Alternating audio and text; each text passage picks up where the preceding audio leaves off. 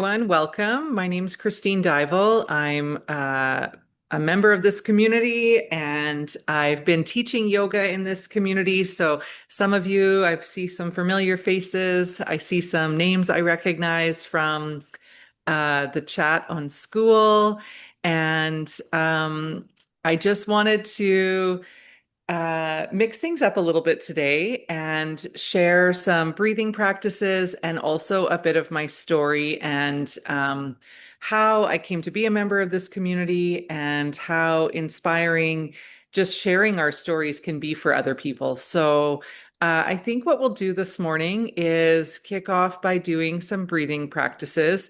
I did create slides for the two breathing practices that we're going to do this morning because I feel like sometimes just practicing is wonderful, but also one of the reasons or one of the ways that we really can feel connected with something is by knowing how it benefits us. So I'm going to jump right into it and talk about breath work for a minute. And then I'm going to circle back to talking about how I got into it and why I'm here and sharing my story. But breath work's a very grounding practice. So it really helps to regulate the nervous system and helps to drop you into the present moment. So a lot of our time is spent in the future, in worries and concerns. And I'm sure, you can relate to that. I know I spend a lot of time thinking about what might happen to me, what might happen to my family, my kids, things that are not actually happening right now in the present. And then a lot of our thoughts and time is also spent in the past. So remembering things that have happened, reliving things, stuck in emotions connected with things that we've gone through as children, as adults in our life. And so breath work, meditation, and yoga are really about getting us into the present. And so to tie this up nicely, you might have seen Kung Fu Panda, but they say the uh, past is history, the future is a mystery, the present is a gift. That's why it's like this moment right now is a gift. That's why we call it the present. So I like that. Being present is really important to me so that I'm not off in, yeah, spaces that I'm not actually living in right now. And it helps me when I'm going to be talking to ground myself. So this first one is just the deep breathing, and deep breathing is so underrated. Just taking a few deep breaths. And I really like to take deep breaths in through the nose and out through the mouth with a bit of a sigh as a way to visualize right from my head, from the crown of my head, all the way down to my sit bones, just everything plugging into the earth and grounding down into this moment. So we can see here what it does. Activates the parasympathetic nervous system. So we get into that rest and digest. If we're in fight, flight, or other modes, if we have a lot going on, this can help us to just land back in the body, calm the nervous system, lowers our heart rate, reduces all those extra hormones from being released. Cortisol is no longer being released when we calm ourselves and get into rest and digest. Encourages lung expansion. So we're always working to fully expand our lungs and also fully expel everything out from our lungs. And this deep diaphragmatic breathing helps with getting all that stale oxygen and stuff that's stuck in our lungs out and really filling them up with fresh air. And then I just put in some potential benefits for MS that I think I've felt like obviously I've experienced, not obviously, but I've personally have experienced some anxiety related to having MS, worries again about the future. So having my breath practice to come back to helps me to calm that and to stay present. Um, Breath work has been researched to improve fatigue. So we're getting things flowing in our body. We're bringing movement to the body. We're waking up the body and we're bringing in more oxygen. So there is some research benefits of improving fatigue management. And then one other thing, just, when you get into the physiology of breath work and what it does with the muscles and what it does with the tendons and what's happening in the body, there is some improved benefits of breath work with our muscles.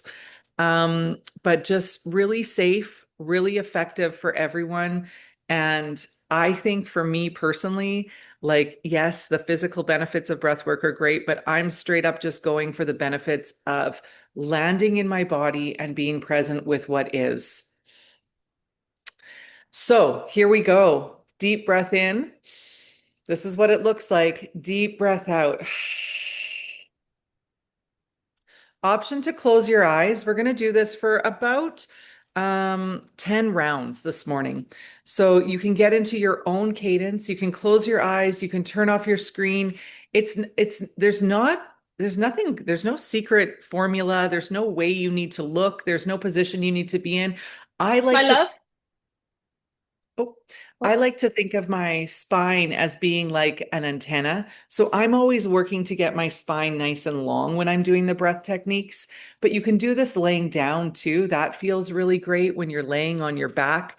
When you're laying on your back, your spine is extended and straight. So that's also great. However you are, and it's okay. So here we go. I'm going to close my eyes because that feels good for me. I'm going to take a full breath out.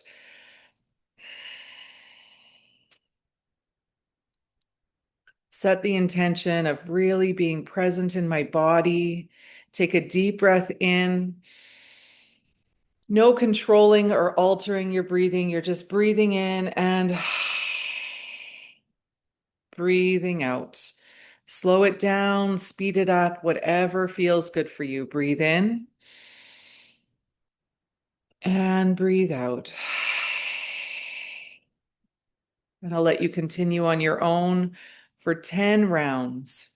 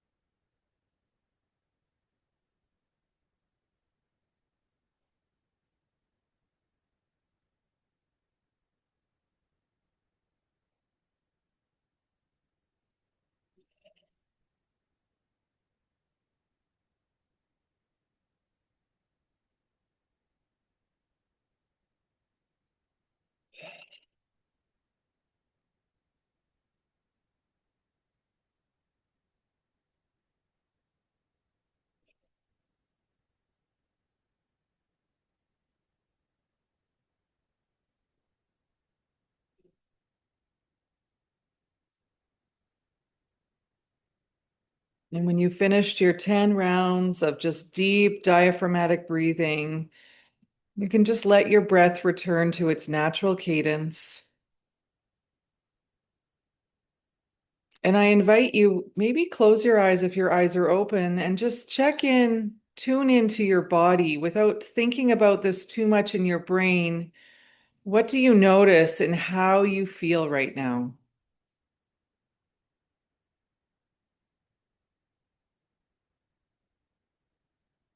And if we spend a lot of time with an activated nervous system, when we regulate through breath techniques, it's very normal to feel tired because it's like, oh, I'm not getting the cortisol and adrenaline. I'm just coming into this calm place where I can tune into what my body needs. And maybe it does need rest. So if you feel tired, that's normal. I feel like the best word to describe, and this isn't a very exciting word, but I feel very neutral. Like I just feel a sense of ease. I feel like calm, but not, I don't know, I feel like a calm body of water.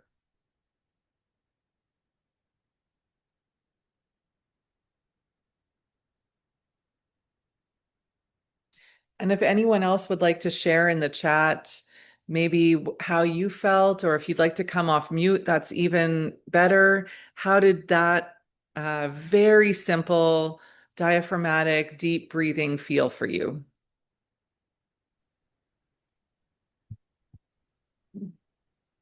for me, the breathing was wonderful. I mean, I felt well, better, but I have a small pressure here in my I think it's frontal parietal right lobe. Interesting.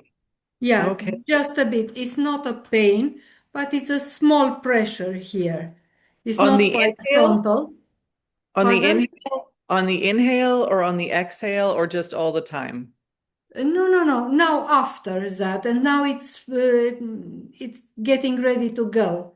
After Okay. the, yeah, I had a few moments. So when I started speaking, I still had it.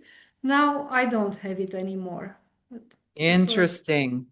And yeah, that's really you have a very keen sense of body awareness to know exactly where in your yeah, brain you're feeling exactly. Yeah, pressure. Wow. yeah, yeah. Because Okay. yeah, I think yeah, this is frontal is here. Parietal is here. It's at the border somehow Mhm. on the right side. No, I don't know. Okay. Interesting. Thank you for sharing. And thank you for that awareness, bringing that awareness. Yeah. Anyone else? I feel very relaxed. Every time I do breathing exercises, it does make me a little bit sleepy, but I think it's a good thing because, like you said, you can tune into your body and just notice things. Mm-hmm. Yeah. Perfect. So the next one, we're going to do one more. And this one also, like the breath work that I've chose this morning is the breath work that is accessible to everyone and very easy to practice and very safe and accessible. So sometimes in the yoga classes, we do some yoga breathing techniques, Valoma pranayama, and we do the 4-point breathing, and they're all wonderful, but some of them you may want to build up to doing. Some of them have breath holds where you're constricting your breath or you're holding your breath. These two today don't have any of that. So they're just really like you can do them with your children, you can do them with your, elderly parents. They're accessible and safe for anyone. And they're really just about tuning in to that present calming effect in our body. So this is coherent breathing, and I I practice this a lot when I'm feeling anxious. Um, I remember like I was working as a teacher in the public school system here in Canada, and it wasn't a good fit for me at the time. And so I had to do this coherent breathing like multiple times a day to get through the day. And it was just about like regulating my system, knowing that I'm safe, reminding my body that I'm safe. So, what this looks like is slow breathing. And the goal would be 5 to 6 breaths per minute. I think six is great because that's an easy number to work with. We know there's 60 seconds. We're wanting to lengthen our breath to about 10 seconds. Do we have to do that right now today? Absolutely not, but that could be a nice goal. So it's inhaling through the nose, a nice long inhale through the nose. And there's different ways of controlling your breath in through your nose that I can teach you as well. If you just breathe in like I can't breathe in like that for 5 seconds. So we have to really slow the breath in, how the speed of the breath coming in so we can receive oxygen for 5 seconds. And then breathing out through the mouth. They say through the mouth or nose, but in this one today, what I'd like to do is breathing out through the mouth like we're breathing out through a straw. So when we purse our lips like that, we're only breathing out like, we can let out all our air really quickly. We can breathe out nice and slowly. So this is how we can get that 10-second breath. 5 seconds of a slow breath in. 5 seconds of a slow breath out.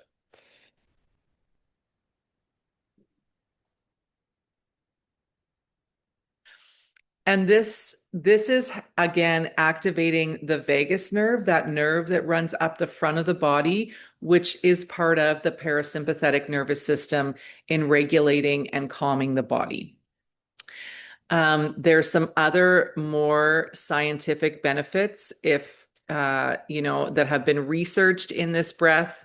And I am not the physiological breathwork teacher, so I'm not great at knowing what HRV is and how it's linked with things. But I did share some of those benefits in here in case that's something that you're interested in. I do think that for me, like I said, I'm mostly going for the benefits of the calm, regulated nervous system to help deal with daily stress, to help deal with daily fears and concerns that may be arising about past and future things that aren't actually in our control right now. Um, and I would love to try this. The way that you can control your breath in through your nose. So, like I was saying, that getting that long, smooth, deep breath in through the nose is by breathing in using the muscles in the back of the throat. So, it's the muscles you use when you're whispering. So, when you whisper, those muscles in the back of the throat contract. They're also the muscles in the back of the throat you use if you want to clean off your glass and you so you know how you kind of fog your mirror or your phone case and then or your glasses, whatever. So when you want to clean something and you create that fog, those are those same muscles. And you use those now. So now you have to get tricky because you're using those now to breathe in through your nose. So you can try that, then try it breathing out through the nose. And you can feel the breath comes out warm. Then try it breathing in through the nose. So this is where it gets a little crazy, but I don't actually feel the air touching my nose at all. I feel the air touching the back of my throat. My throat is constricted like a straw, so it's coming in nice and slowly and controlled. It's called Ujjayi breathing in the yoga text. So if you're wanting to look it up, that's what you would look up, Ujjayi breathing. Some people get it the first time they try it, and some people it takes, several times of trying this, of thinking about it in different ways. But let's just do our best to have a nice, long, smooth breath in through the nose. And I think pursing the lips, breathing out like we're breathing out through a straw. Here we go again, finding that nice, tall seat. And we'll do this as well, just, for about a minute. So we're just going through, maybe it's 6 rounds, maybe it's 16. Don't worry about how long, how many breaths you're doing. Just think about nice, long breathing. Close your eyes if that's comfortable for you, or turn off your camera if that's more comfortable. And we'll take a full breath out. And this resonant breathing, here we go, inhaling through the nose.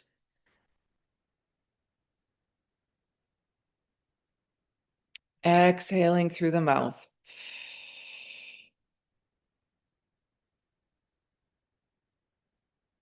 Inhale, nose. Exhale, mouth.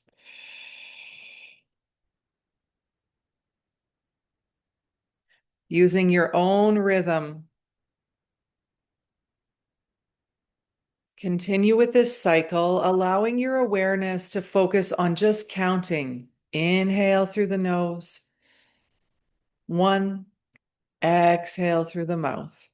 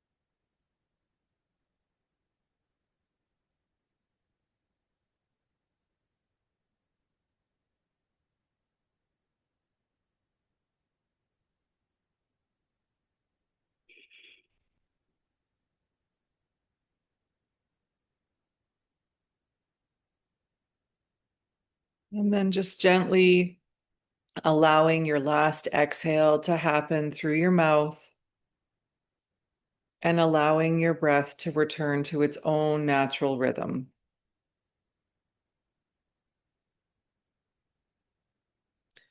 Tuning in and checking in with the body, with the mind, and with the heart, and allowing space for anything that wants to be shared to come forward.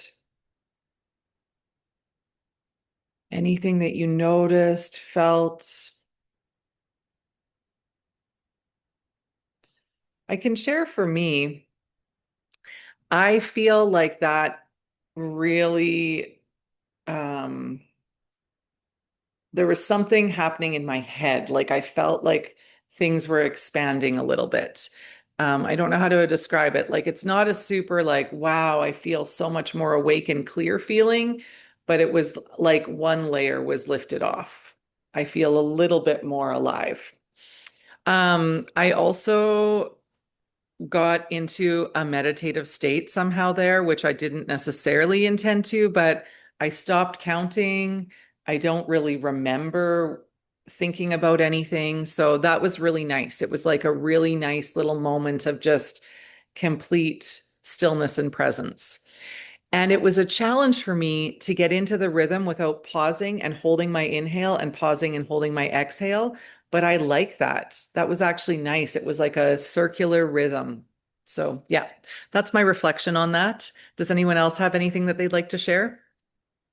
I'm smiling because it just something came true while I was doing this practice.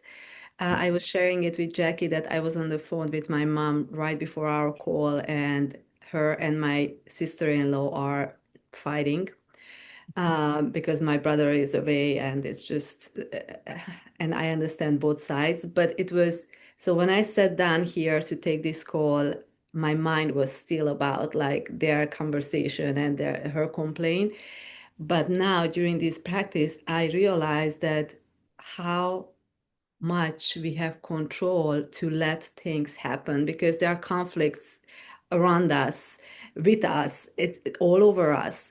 But when we are doing these exercises, these practices, everything just seems so small, not small in a way that it's we can separate ourselves from whatever is happening outside of us and just focus on us. And I think that's where healing starts. That's where we can come back to ourselves.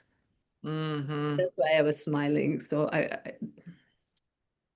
thank you for letting Thank me you for share that. sharing that. Yeah, thank you for sharing that. And it's really, yeah, it's really connected as well with like the future worries, the past things, like, yeah, right here, right now. That chaos is not a part of it.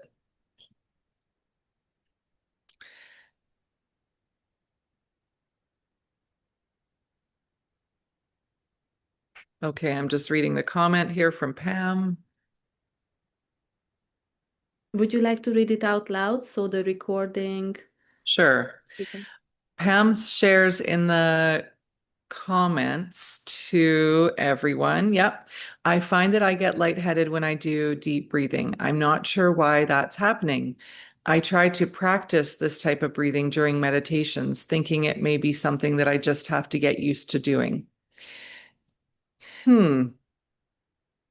Yeah, I think it's that balance that we need to find and that continuing to tune in. If we're getting lightheaded, like, is there a way that we can ease off of the deep breathing so that it's more restorative for our body? The getting used to it feels a bit like pushing through. So finding that balance for yourself. That's not that helpful, but that would be my reflection.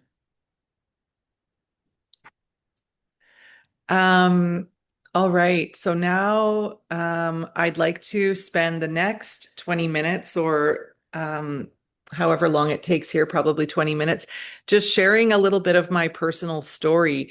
And the reason I'd like to do this is mostly because of how helpful I found the book Beating Multiple Sclerosis when I was first diagnosed. And it was very, very inspiring for me. It's been like a pillar in my own healing journey. And I've never really given a lot of, like I've been to a lot of workshops and a lot of conferences, and they talk about storytelling. And I've never really resonated with it until when I was diagnosed with MS. And all of a sudden it was like, oh my goodness. And everything started to click for me. My whole life, I've loved listening to people tell their stories about their aunts and uncles. And even when you're saying about your mom and sister-in-law, I'm like, oh, I wonder what their relationship is like. I've always been interested in people's stories, their dynamics. So, yes, storytelling is very profound. And hearing people's journey with MS was very profound for me because I was able to not see myself necessarily, but see such a scale and spectrum of possibility that it was like opening up a veil of possibility, if that makes sense. Like, oh, it's not just I'm going down this one route. It's like I'm going down this multitude of potential routes. And yeah, just look what other people have come to. So, anyway, I've always wanted to write my own like journal entry reflection in the style that the book was in. And I just love Paige's voice. I don't know, like I wish she's here. She would like, I have to send this recording to her because she would love it. so Thank you. even when I was writing my own journal entry, you wouldn't believe it. I was writing it, imagining her voice reading it. Because I listened to the book so many times. If you haven't listened to the audiobook, I really recommend listening to the audiobook so you can hear Paige's voice because it's just such a lovely, soothing, calming voice. You're just like, oh, your voice is healing me. So anyway, uh yeah, so that's what I'm going to share, but I'm building up to that by sharing a little bit about my own life before I wrote this chapter. So, when I was, yeah, during COVID, basically, I started building an online coaching and consulting business. My background is a yoga teacher and educator. I have a master's in education. And I started building my coaching business and consulting business, and I was feeling just so great. And had all these big goals. And when I got diagnosed with MS, I felt like it was kind of like the equivalent, I felt like I had been climbing this staircase and I'd been getting places and I'd been doing this personal development and on this journey and things were coming into alignment. And it felt a little bit like I got pushed back down the staircase, if that makes sense. Like I didn't do any coaching for the last 2 years. I didn't update my website. I didn't teach yoga. I took one very small education contract, but nothing major. And I just felt like, oh, this is kind of me closing off.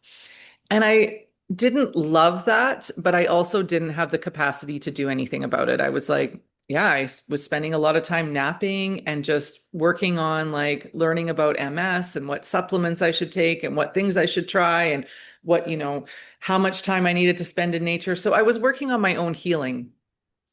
And this winter, I was reconnected with the book, The Surrender Experiment, which some of you might know. It's by the same author as The Untethered Soul, which was a book club book in this group.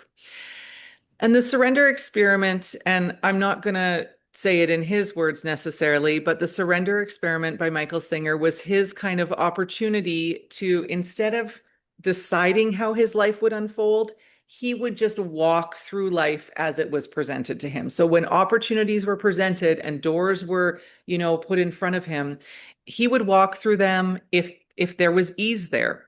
And sometimes people presented him with things that he didn't actually want to do and things that he didn't think were good ideas. But he was like, well, this is showing up to me, so I'm going to do it.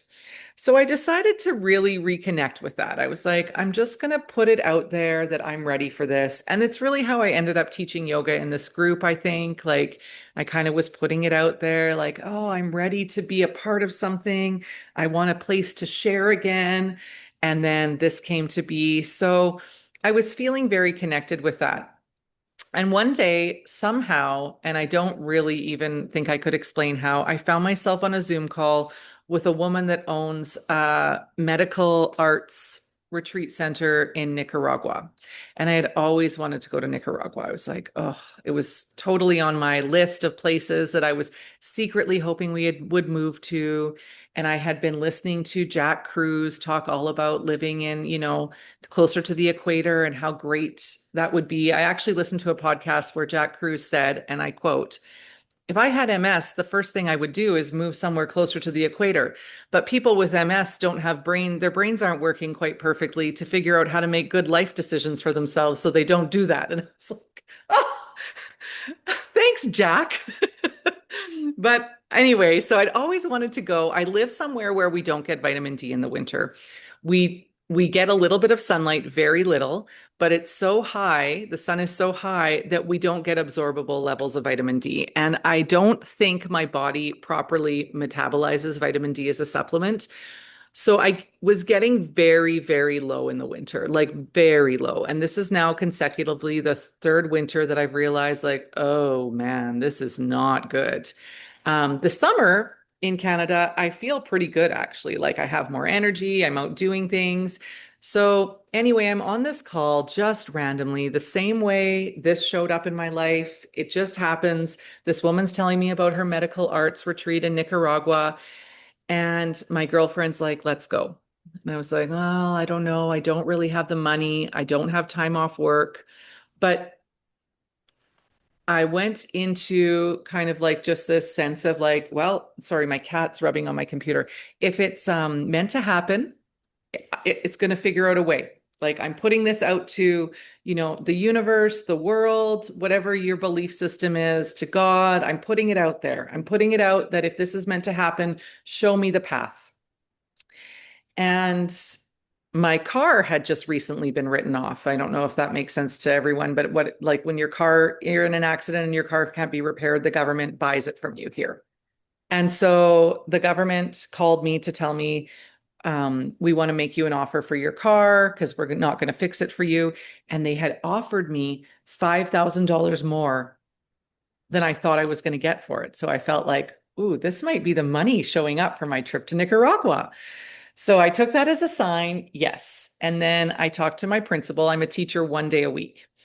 And I said, there was 1 week where we had PD, so I wasn't actually going to be teaching the kids. I was going to be online. I said, could I do my online call from somewhere other than my house? And the principal said, as long as you don't tell me. I'm taking that as a yes. So I decided to book the trip and go. And honestly, it was probably like the other problem was I can't do logistics. Like my brain can't do logistics right now. Like I can't plan things. I can't really.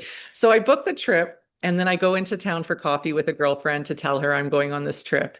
And she goes, oh, yeah. And so your passport. Oh, I don't have a passport. Oh, I don't have a passport. I booked a trip and I don't have a passport. So there was just like, but anyway, that came with ease as well. So there was a few things that just really led me to believe this is what I meant to do. When I got there, it was like being transformed into like some sort of a weird other world where I was just fully connected. Like, and I don't know if that makes sense to you, but that's the only way I can describe it, where like I got there and I was immediately in a flow state. I got there and I was in such a flow state that like I was offered a job at an international school because I happened to be at someone's house at the right time when the principal, like it was just like somehow things really aligned. But what was profound for me was that we spent every morning writing, and I had a chance to write a 15-page essay. I won't read the whole 15 pages, but a 15-page essay capturing a little bit of my own life and experience. And I would like to challenge myself to share one little excerpt from that today. So um, I am a little bit nervous about this because I haven't really read it to anyone other than the writing coach I was working with. But I feel like this is something that I want to do. And I want to do this because I want to hear other people's stories too. So I want to create a space in life and, even in this Skool platform where we can share our stories with each other because I do think that there's just a lot of layers in that. So bear with me while I open it. Thank you so much. I love that. I was getting chills while you were sharing your story, and not only your story, but this trip, the way it unfolded to go to Nicaragua. And I remember when you told me that, is it okay if we postpone yoga for a few weeks because you're going to Nicaragua? And I just had these chills at that time, like, oh my God, yes, of course it's okay, go. Yeah. So yes, can't wait to hear it. Please share. Okay. So this is like I haven't decided what I'm calling it, but this is essentially like the chapter or the section titled MS. So here we go. MS came on like a lightning strike, literally. I was at home for the weekend alone. It was a September long weekend of 2024. Anya, my teenage daughter, was being dropped off at university for the first time by David, my partner, and Remy, my son. I was working for him in his job while he was away. I was also hosting some friends overnight and power cleaning our house. I was doing all of this off of adrenaline. None of it I really had the energy for. Running off of 5 hours of sleep, a lack of coffee, no food, and our water system at home that had broken, I was pushing myself to host my friends for a cold plunge at the river. The river near my house is magical. It's fed from a glacier that I visited many times. It's pristine, fresh, and healing on a cellular level. We wandered around, dipping into various channels of the magical, healing blue water. In one of the channels, I sat down and laid back to get my upper back and neck into the water, and I felt and heard a power outage in my neck. It was a zap, a zzz. It was the frying of a connection. It hurt, so I sat up. I couldn't believe that that really happened, so I laid back down and it happened again. I got out of the water and I didn't mention it to anyone. As we began to get dressed and walk back to the car, I looked at my feet and one sandal wasn't on properly. I could see it wasn't on properly, but I couldn't feel it. I needed a nap. I said goodbye to my friends and went straight to sleep. When I woke up from my nap in time for my early evening bike ride commitment, I still had no feeling. I ignored it and biked up 6 kilometers in the mountains anyway, discussing hockey and pushing onward. The following day, I woke up with no feeling in my foot still, but I had plans to hike into a waterfall, which I didn't feel like canceling. I had a commitment, so I just continued. I continued to do everything. I went to work in Invermere, which is an hour and a half away. I went to board meetings. The feeling in my foot moved up into my leg and into my hand too, but I just pressed on. Maybe if I don't pay attention to it, it will fade away. Finally convinced by one of my friends, I went to the ER in my local town on a night when I knew a very specific doctor was on call. She flagged it. She sent me for an emergency MRI, which I had 2 days later, well, 3 hours away from my home in a small, dingy hospital that only had a newer area for the MRI machine. It felt like I was hovering over my body. I felt kind of high. I felt a bit sideways, and I felt like I was on a boat, unsure of where I was in time and space. When I woke up at home on Monday, back in my own bed, after the hockey tryout and the MRI, I noticed that there was a sensation of a girdle tying tightly around my low ribs.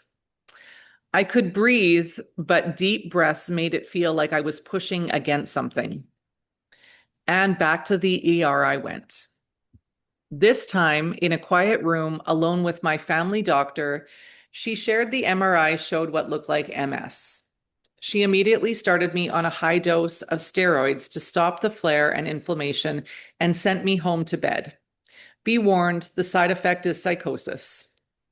I spent the next month reading, Googling, researching, and consuming anything I could to do with MS, specifically things related to hope and healing.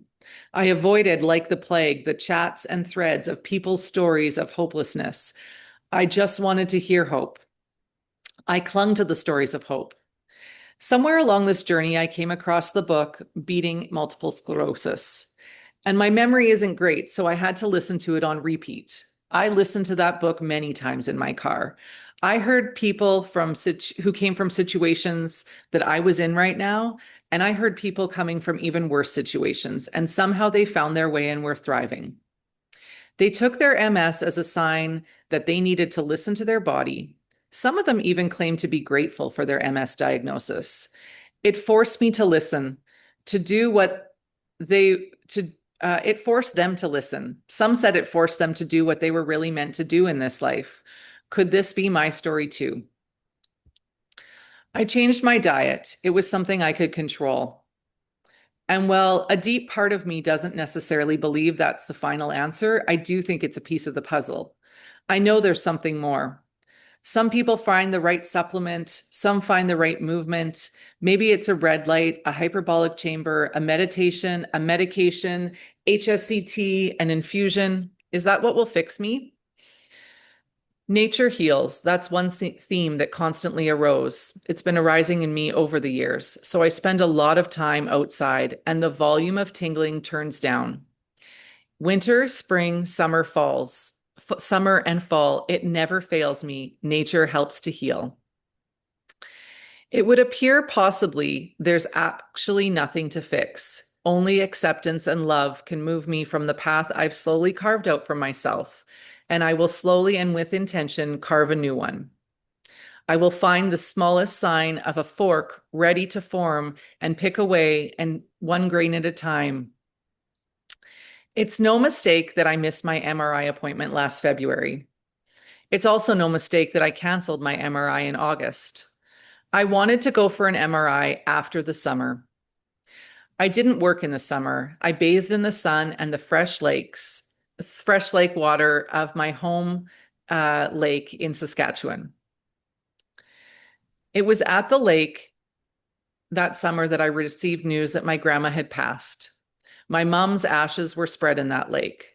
I had ancestors in that lake, and spending time there was healing for me. When I returned home in the fall, I had my second MRI.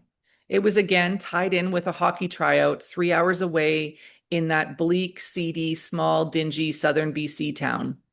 The hospital is depressing, and it's always cloudy there, my daughter reminded me. 2 weeks after the MRI on a Sunday, my phone was ringing and I answered it and was met with the voice of my neurologist. He was greeting me with the news of my MRI results. He shared, quote, I can't remember what medication you're on, and I'm not in my office right now, but our MRI shows that all your lesions in your spinal cord and neck are gone, and the ones in your brain have all shrunk by 50%. This isn't typical, so whatever medication you're on, keep going with it. We said goodbye before I could even tell him that I wasn't on medication. And that's the end. Can we clap? Thank you so much for sharing that. I get very emotional, and this is the fourth time today that I get emotional. But thank you. And I think being vulnerable is what you just did here. And thank you for that, because it's a lot that we carry inside. And everybody has a different story, but it's Mhm. it's painful. So thank you. And thank you for, I was not expecting to talk about the book all day long, but thank you. Thank you for bringing it up. It changed my Yes, life too. So, and yes, not the yes, book, the stories in it. So, yes, I understand yeah. everything. Yeah, well, thank you for holding space for me to share this. It was really fun. I know that sounds weird, but it's really was a fun process of like sharing my story in my own words and in my own way. Like, and when I read it right now, I'm like, okay, there's some things I need to edit and whatever. But like, yeah, it was really fun for me. I don't know why. It felt like uplifting, and it was like, it felt like it helped me in some way. It felt a little bit therapeutic as well. Yeah. You have the trust back. You trust yourself and you trust your body, and receiving good Mhm. news from the neurologist, it's always important, but it was courage when you postpone the appointments and you wanted to make sure when you go there you want to get good news. And Mhm. it's a lot of thinking, but not really thinking. It's a lot of effort and stress going on in there. And I think your profession that you know how to breathe properly. We are still just learning how to do this. Like that contributed so much. And you are here to change our lives and share your story and empower us and help us on days that we need it. So thank you. I hope you're gonna make it a book, not just a chapter. If it's a chapter, I'm actually getting inquiries to publish a second book. So if it's a chapter, then more than welcome to put it in the second book. I would love to, yes. And I would also love to just put it out there, that I would love to hear other people's stories that are in this group on this platform with us. So, yeah, like I think that hearing people's stories can be very healing. So, if there's ever an opportunity, I would be happy to host a Zoom call through this platform and where people had a chance to share their stories. Because I did find it surprisingly, like I said, healing and fun. Yes, it's very, very therapeutical. Journaling, we've been talking about journaling a lot, but this is actually more deeper when you sit down and you cry through few pages and you really take your mind back to that moment when you were diagnosed and your symptoms and everything, and write it down to a piece of paper and then read it out loud. If I start reading my chapter right now, I would cry probably again, but it's glad that it's out. It's not inside of me anymore, kind of not holding on. But so yeah, that's an amazing idea. I would love to schedule a course, put it in our calendar. And if you guys want to start writing your story down, just message us. And Yeah. every time we have this call, maybe one person can share their story, and it's completely open. Any ideas Totally. are welcome. I love it. Thank you. Does anyone have anything they'd like to share now or any questions, comments?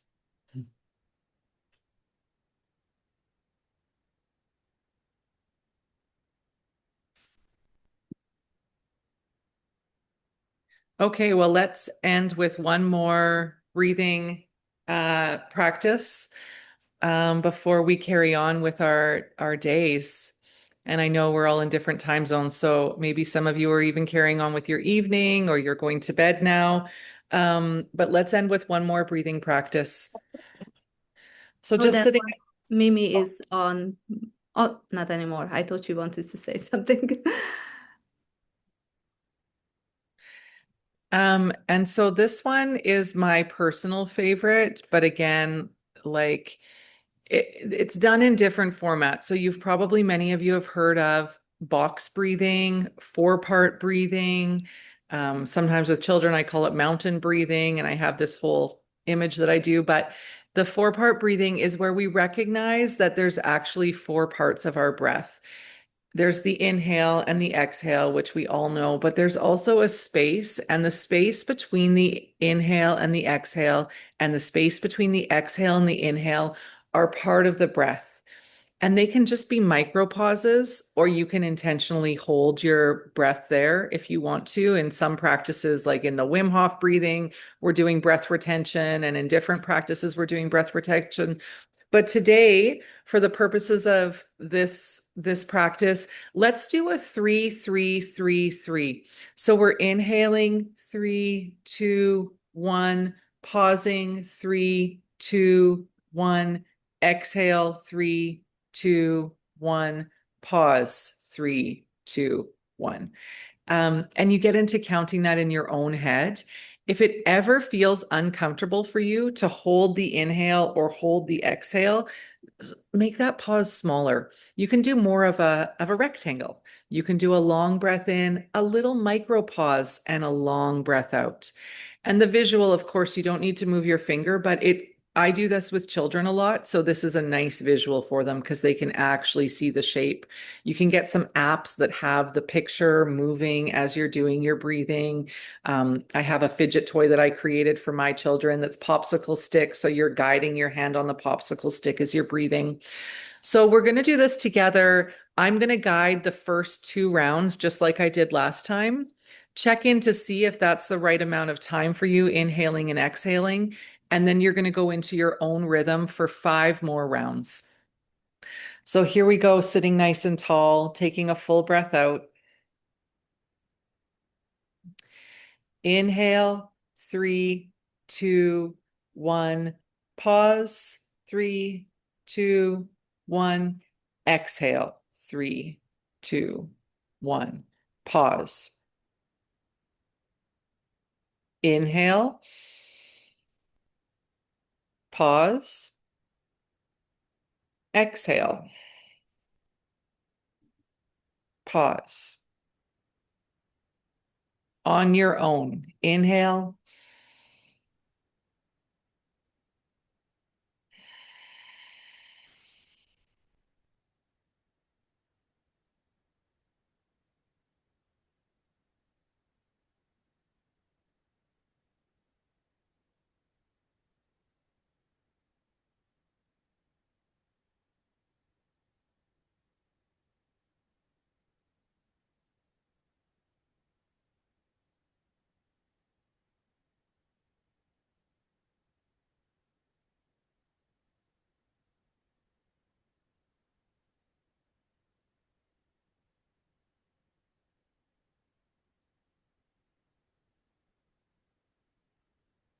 and your last round, inhale, pause, exhale, pause. Right. And just let your breath return to its own natural rhythm. Check in again to just see how you feel after that breath technique. With the counting, if you're doing the counting in your head, like there's a lot going on in that breath technique. So you might not get into like a meditative state with it, but because you have something to focus on, it does help to keep the external distractions. Like you won't be able to do that and plan the groceries that you need to buy later because you already have that one strong story in your head that's happening. So that single pointed awareness is another part of building up towards a meditation practice because we often have like four different channels going on in our brain, right? So it's like we're just closing some of those channels, turning the volume down. Now we're focusing on the counting and the breathing. Or, maybe if you're doing something that doesn't have counting, you're focusing on one song that you're listening to, but it's just helping us to come to a single pointed awareness, which can be really great. That's all for today. Thank you for being here. I'll just